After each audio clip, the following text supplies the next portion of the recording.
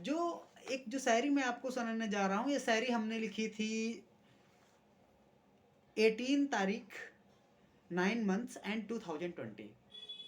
मतलब मैंने शायरी लिखी थी सितंबर 18 2020 को। और उस समय मुझे पता नहीं क्या मैं सोच रहा था, किस मूड में था, मैंने शायरी लिखी थी।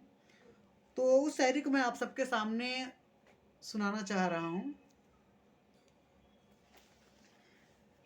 अंग्रेजी की किताब बन गई हो तुम, पसंद तो आती हो पर समझ नहीं।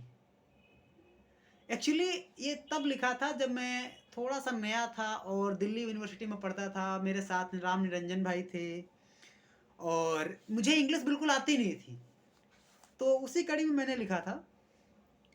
और उसके आगे जो हमने लिखी, इतनी वफादारी न कर किसी से यूं मदहोश होकर, लोग एक खता के बाद सारी वफाएं भूल जाते हैं। और एक शायरी मैं यहाँ पे हमारे साथी राम निरंजन भाई, इनको मैं लिख रहा हूँ, इनके लिए लिखा था और वो आप लोगों के सामने सुना रहा हूँ। शायद इनको भी मैं पहली बार ही सुना रहा हूँ ये शायरी।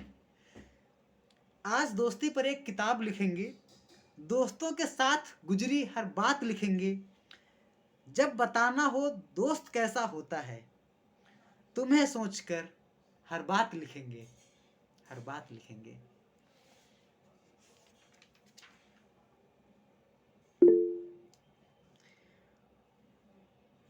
हादसे कुछ दिल पे ऐसे हो गए, हम समुंदर से भी गहरे हो गए। क्या हुआ, क्या किया तूने, तू तो वफा की वफा ही रही। हम क्या, हम बेवफा हो गए। चलिए, और कुछ शायरी और मैंने लिखी थी। मैं ज़्यादा तो नहीं, बस एक दो और आप लोगों के सामने सुनाना चाहूँगा, क्योंकि नया साल है, दोस्ताना माहौल है।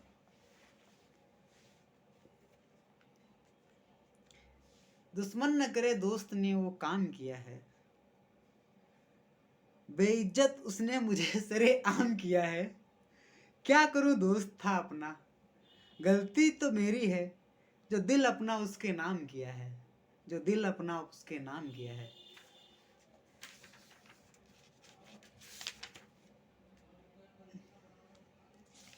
और ये मैंने अभी लगभग 15 से 20 दिन पहले लिखी थी। चूँकि मैं किसी ख्यालों में डूबा हुआ था, तो अचानक से मुझे लगा कि अच्छा विचार है, मैंने ख्यालों में लिख दिया कि मुनासिब समझो तो सिर्फ बता दो इतना तुम, कि दिल बेचैन है मेरा, कहीं उदास तो नहीं।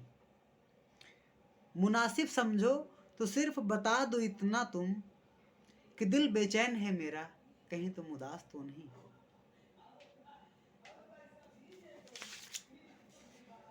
और थोड़ा सा एक पुरानी अपनी लेखनी है, उसको आप लोगों के बीच प्रस्तुत करके फिर मैं अपनी बात को भी बंद करूंगा, फिर अब आगे बातें करते रहेंगे। तुम्हारे मैसेज का क्या जवाब दूं, कुछ समझ नहीं आता है।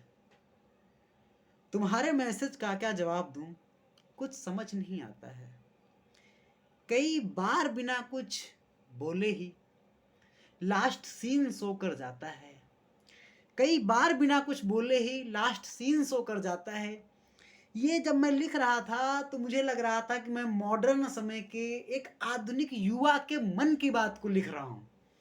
और मेरा एक मित्र है, उसने मुझे अपनी कुछ फीलिंग्स बताई, उसकी फीलिंग्स को अपनी इस शायरी में मैंने पिरोने का काम किया।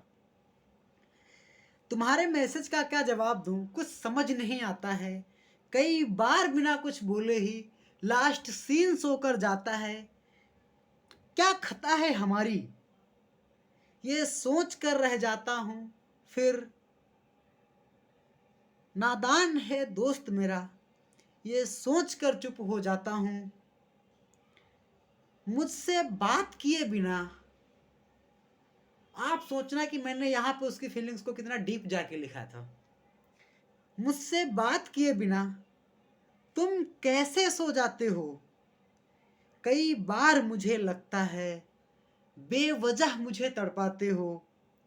बात करने के तरीके हजार होते हैं और बात ना करने के बहाने हजार होते हैं।